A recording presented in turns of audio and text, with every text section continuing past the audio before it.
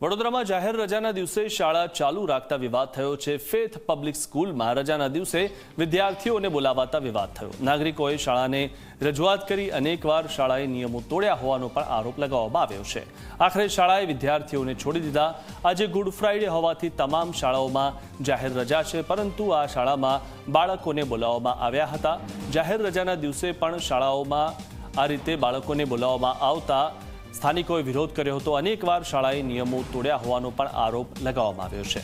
આખરે શાળાએ વિદ્યાર્થીઓને છોડી દીધા હતા। તો વડોદરામાં જાહેર રજાના દિવસે પણ શાળા ચાલુ રાખતા વિવાદ થયો। આ વિશે વધુ માહિતી મેળવી અમારા સંવાદદાતા ચિરાગ પાસેથી। ચિરાગ, આ શાળાએ રજાના દિવસે પણ જાહેર રજાના દિવસે પણ શાળા ચાલુ રાખી છે અને બાળકોને બોલાવ્યા છે, શું વધુ માહિતી?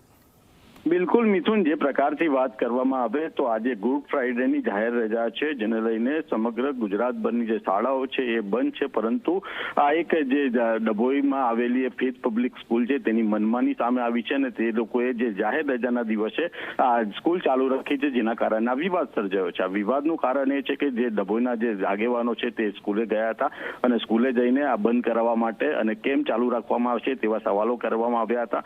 પરંતુ ત્યાંના જે સત્તાધીશો છે એ અનેક વખત વિવાદમાં આવ્યા છે। જ્યારે 26મી જાન્યુઆરી હોય, જ્યારે જાહેર રજા હોય છે, ત્યારે પણ બોલાવવામાં આવે છે। એટલે કે અનેક વખત આ સ્કૂલની મનમાની હતી, જેના કારણે આગેવાનો સામે આવ્યા છે। હાલ તો જે આગેવાનોની રજૂઆતને પગલે આ સ્કૂલ છોડી દેવામાં આવી છે, પરંતુ ક્યાંક ને ક્યાંક જિલ્લા શિક્ષણ અધિકારીએ પણ આ લાલાક કરવાની જરૂર છે, કારણ કે અનેક વખત આ સ્કૂલ વિવાદમાં આવી છે। ત્યારે હવે આગામી સમયની અંદર કયા પગલાં લે છે, કેવા પ્રકારનું એક્શન લે છે તે જોવાનું રહેશે। જી, આભાર ચિરાગ, માહિતી આપવા બદલ।